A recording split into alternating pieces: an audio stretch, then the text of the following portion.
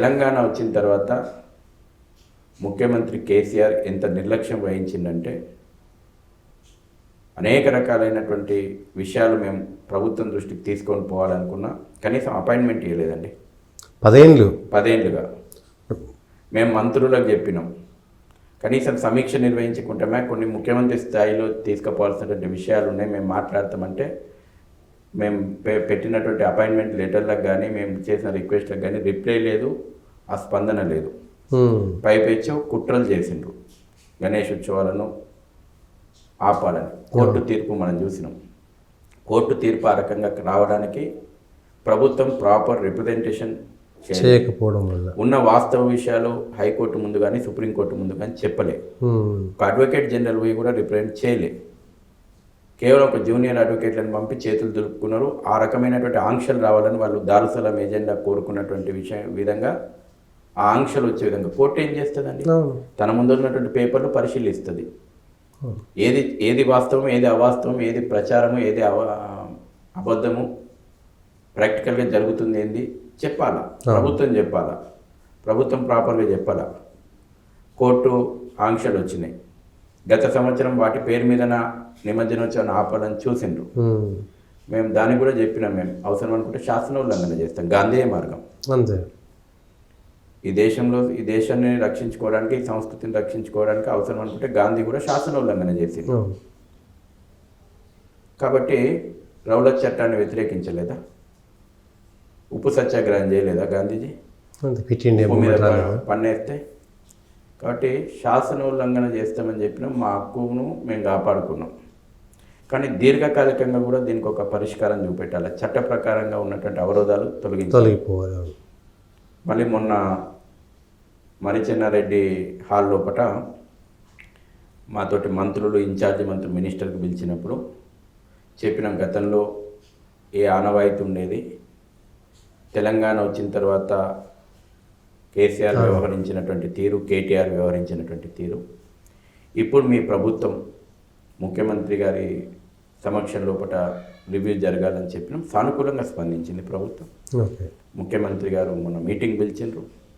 అనేక విషయాలు 10 ఏళ్ల తర్వాత ఒక ముఖ్యమంత్రి స్థాయి సమీక్ష జరిగింది. 10 ఏళ్ల తర్వాత సెక్రటరియేట్లో ముఖ్యమంత్రి ఆధ్వర్యంలో, రేవంత్ రెడ్డి గారి ఆధ్వర్యంలో లోపల సమావేశం జరిగింది. ఇది ప్రజల యొక్క విశ్వాసానికి ఇచ్చినటువంటి గౌరవంగా మేము భావిస్తాం. ఈ యొక్క పండుగకు ఉన్నటువంటి ప్రాముఖ్యత, ప్రభుత్వం ఆ సీరియస్నెస్ ఉంది అన్నట్టు. అధికారులు కూడా ఆ రకమైన సీరియస్నెస్ వస్తుంది. ముఖ్యమంత్రి స్థాయిలో మేము ఇప్పుడు కరెంటు గురించి అడిగినాం, ఎవరు నిర్ణయం తీసుకోవాలా? ముఖ్యమంత్రి గారు నిర్ణయం తీసుకోవాలి. గత 10 సంవత్సరాలు ఎందుకు నిర్ణయం జరగలేదు? ముఖ్యమంత్రి టైం ఇస్తే కదా. ఆయనకు టైమే దొరకలేదు. ఉచిత కరెంట్ ప్రజలకు ఇంకా అంటే ప్రజల దాకా పోలేదంటే కేసీఆర్ గారు మాకు ఇవ్వడానికి టైమే దొరకలే. ఆయనకు 10 నిమిషాల టైం దొరకలేదు. ఈ విషయం మీ ద్వారా, మన ద్వారా గత 10 ఏళ్ళుగా కేసీఆర్ గారు గణేష్ ఉత్సవ సమితికి లేదా గణేష్ ఉత్సవాలకు సమీక్ష చేయలేదనేటువంటి పచ్చి నిజం ఇప్పుడు మన ద్వారా జనాలకు వెళ్తుంది. అప్పుడు కొంతమందికి తెలుసు, కొంతమంది తెలియదు. మొరబెట్టుకున్నాం, ప్రజల సెంటిమెంట్ని గౌరవించండి, ఒక ఆనవాయితీని గౌరవించండి. అరే నువ్వు రంజాన్ గురించి రివ్యూలు పెట్టుకుంటావు, లేకపోతే మొహరం గురించి రివ్యూలు పెట్టుకుంటావు, వాళ్ళనే పిలుస్తారు, ఎంఐఎంఓలను పిలుస్తావు, రివ్యూలు, ఎజెండాలు, మీటింగ్ పెట్టుకుని ఇంకేం కావాలని అడుగుతావు. హిందూ సమాజాన్ని నువ్వు విస్మరిస్తావా? నువ్వు భయంకరమైనటువంటి హిందూ అని చెప్పుకుంటావు. నాకంటే పెద్ద హిందూ ఓడు ఉన్నాడు, నాకంటే యాగాలు చేసేటువంటి హిందూ ఓడు ఉన్నాడు, ఈ గొప్పలు చెప్పుకున్నాడు. మీరు చేసింది ఏంది? కేవలం పండుగలలో కూడా రాజకీయాలు చేసే ప్రయత్నం చేశారు. కానీ నిజంగా హిందూ సమాజానికి ఉన్న సమస్య ఏంది? అరే నువ్వు గడిచిన ఇన్నేళ్లుగా వచ్చినటువంటి ఒక ఆనవాయితీని కూడా నువ్వు కొనసాగించడానికి ఇష్టపడలేదు. పైపెచ్చు దీని మీద ప్రతిబంధకాలు వచ్చేలాగా చూస్తున్నావు. నేను నిర్మమాటంగా నేను ఇవాళ నేనేమి బీఆర్ఎస్ని విమర్శించాలని అంటుంది. సేమ్ సందర్భంగా ఈనాడున్నటువంటి కాంగ్రెస్ ప్రభుత్వం తీసుకున్న చొరవను నేను అభినందిస్తున్నాను. అనేక విషయాల్లో మాకు భేదాభిప్రాయాలు ఉంటాయి. అనేక విషయాల్లో మేము ఇదే రేవంత్ రెడ్డి గారిని వ్యతిరేకిస్తాం.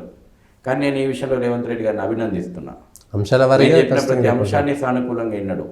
మేము చెప్పిన ప్రతి అంశాన్ని సానుకూలంగా స్పందించిండు. ఇన్ఛార్జి మంత్రిగా ఉన్నటువంటి పొన్నం ప్రభాకర్ కానీ, రంగారెడ్డి ఇన్ఛార్జి మంత్రిగా ఉన్నటువంటి శ్రీధర్ బాబు గారు కానీ, వాళ్ళు వేదిక మించి అధికారులకు వాళ్ళు మాట్లాడుతుంటే మేము మాట్లాడినట్టే మేము భావించినాం. అంత స్పష్టమైనటువంటి అవగాహనతోటి వాళ్ళు ఈ ఉత్సవాలను విజయవంతం చేయాలనేటువంటి సంకల్పం మాకు వాళ్ళ లోపల కనబడ్డది. ముఖ్యమంత్రి గారి లోపల కూడా ఆ సంకల్పం కనబడ్డది. అది వాళ్ళ బాధ్యత కూడా. అవును, ప్రభుత్వంలో ఉన్నటువంటి వాళ్ళు ఇవాళ పార్టీ ప్రతినిధులు కాదు, వాళ్ళు ప్రభుత్వం.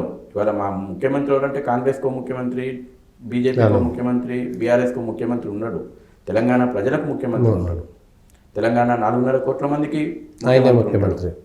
కాబట్టి మా విషయాలు సానుకూలంగా అయినాడు, సానుకూలమైనటువంటి ఫలితాలు వచ్చినాయి.